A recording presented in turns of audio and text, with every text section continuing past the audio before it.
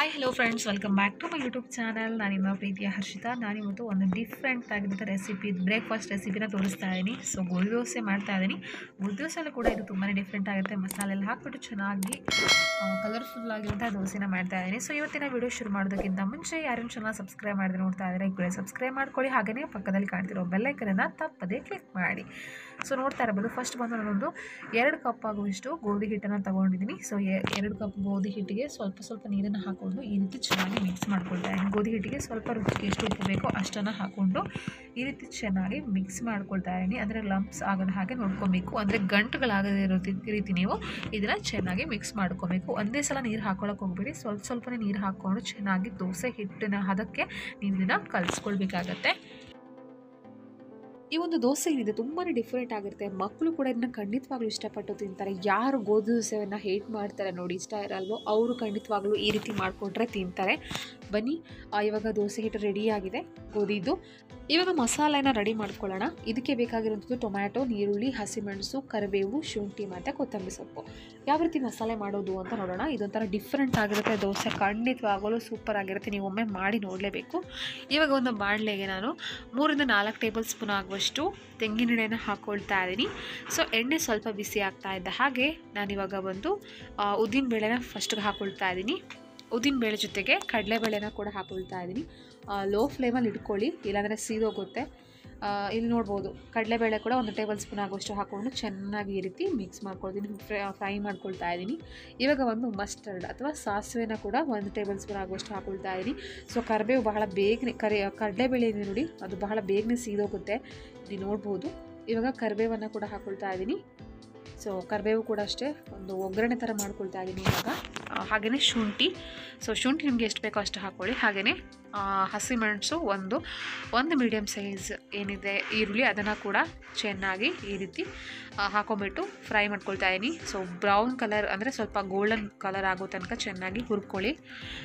ಏನು ಹಸಿ ವಾಸನೆ ಹೋಗಬೇಕು ಈರುಳ್ಳಿದು, ಇಲ್ಲಾಂದರೆ ಒಂಥರ ಸ್ಮೆಲ್ ಅಲ್ವಾ ಈರುಳ್ಳಿ. ಸೊ ಹಾಗಾಗಿ ಒಂದು 2 ನಿಮಿಷ ಫ್ರೈ ಮಾಡಿಕೊಂಡ್ರೆ ಸಾಕು. ಇವಾಗ ಹೆಚ್ಚಿಟ್ಕೊಂಡಿರುವಂತಹ ಟೊಮ್ಯಾಟೊ ಏನಿದೆ, ಸೊ ಇಲ್ಲಿ ಬಂದು ಮೇಯ್ನಾಗಿ ಟೊಮ್ಯಾಟೊನೇ ಈ ಒಂದು ದೋಸೆಗೆ ಒಂದು ಏನು ಹೇಳ್ತಾರೆ, ಒಂಥರ ಸ್ಟೈಲ್ ಅಂತಲೇ ಹೇಳ್ಬೋದು. ಅಂದರೆ ಈ ದೋಸೆಗೆ ಅದೇ ಒಂದು ಮೇಯ್ನ್ ಅಂತಲೇ ಹೇಳ್ಬೋದು. ಸೊ ಒಂದು ಟೊಮ್ಯಾಟೊನ ಚೆನ್ನಾಗಿ ಈ ರೀತಿ ಫ್ರೈ ಮಾಡ್ಕೊಳ್ತಾ ಇದ್ದೀನಿ. ನೀಟಾಗಿ ಫ್ರೈ ಮಾಡ್ಕೊಳ್ಬೇಕಾಗತ್ತೆ, ಅಂದರೆ ಸ್ವಲ್ಪ ಸಾಫ್ಟ್ ಆಗಬೇಕು, ಮೆತ್ತಗಾಗಬೇಕು ಟೊಮ್ಯಾಟೊ, ಅಲ್ಲಿ ತನಕ ನೀಟಾಗಿ ಫ್ರೈ ಮಾಡ್ಕೋಬೇಕು.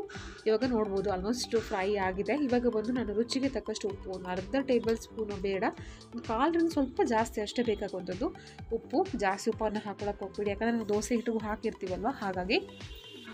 ಸೊ ನಾನು ದೋಸೆ ಹಿಟ್ಟಿಗೆ ಬಂದು ಬರೀ ಉಪ್ಪು ಮಾತ್ರ ಹಾಕಿರುವಂಥದ್ದು, ಮತ್ತು ಏನೂ ಹಾಕಿಲ್ಲ. ಇವಾಗ ಉಪ್ಪು ಹಾಕಿ ಮಿಕ್ಸ್ ಮಾಡಿ ಆದಮೇಲೆ ಕೊನೆಯದಾಗಿ ನಾನು ಇಲ್ಲಿ ಬಂದು ಸ್ವಲ್ಪ ಕೊತ್ತಂಬರಿ ಸೊಪ್ಪನ್ನು ಹಾಕ್ಕೊಳ್ತಾ ಇದ್ದೀನಿ. ಸೊ ಫ್ಲೇವರ್ಗೋಸ್ಕರ ಇದು ಇವಾಗ ರೆಡಿಯಾಗಿದೆ. ಬನ್ನಿ ಯಾವ ರೀತಿ ಅಂತ ನೋಡೋಣ. ಇವಾಗ ದೋಸೆ ಹಿಟ್ಟನ್ನು ನಾವು ರೆಡಿ ಮಾಡ್ಕೊಂಡಿದ್ವಲ್ಲ, ಅದಕ್ಕೆ ಇವಾಗ ನಾನು ಈ ಒಂದು ಮಿಶ್ರಣವನ್ನು ಸೇರಿಸ್ಕೊಳ್ತಾ ಇದ್ದೀನಿ. ಈ ದೋಸೆನ ನೀವು ಉಂಟಲ್ಲ ಒಂದು ಸಲ ಮಾಡಿದ್ರೆ ಖಂಡಿತವಾಗ್ಲೂ ಮತ್ತೆ ಮಾಡಬೇಕು ಅಂತ ಅನಿಸುತ್ತೆ. ತುಂಬ ಅಂದರೆ ತುಂಬಾ ಚೆನ್ನಾಗಾಗುತ್ತೆ. ಒಂದು ಫುಲ್ ಫ್ಲೇವರೇ ಚೇಂಜ್ ಆಗುತ್ತೆ ಅಂತಲೇ ಹೇಳ್ಬೋದು. ಇದ್ರದ್ದು ಅಷ್ಟು ಚೆನ್ನಾಗಾಗುತ್ತೆ. ಒಂಥರ ಮಸಾಲೆ ಎಲ್ಲ ಹಾಕಿದ್ದೀವಲ್ಲ ನಾವು, ಅಂದರೆ ಮಸಾಲೆ ಥರ ಮಾಡಿದ್ದೀವಲ್ಲ, ಒಗ್ಗರಣೆ ಎಲ್ಲ ಹಾಕ್ಬಿಟ್ಟು ಇದನ್ನು ಹಾಕ್ಬಿಟ್ಟು ಚೆನ್ನಾಗಿ ಒಮ್ಮೆ ಈ ರೀತಿ ಮಿಕ್ಸ್ ಮಾಡ್ಕೊಳ್ಳೋಣ. ಯಾವ ರೀತಿ ದೋಸೆ ಹಾಕೋದು ಅಂತ ತೋರಿಸ್ತೀನಿ ಬನ್ನಿ.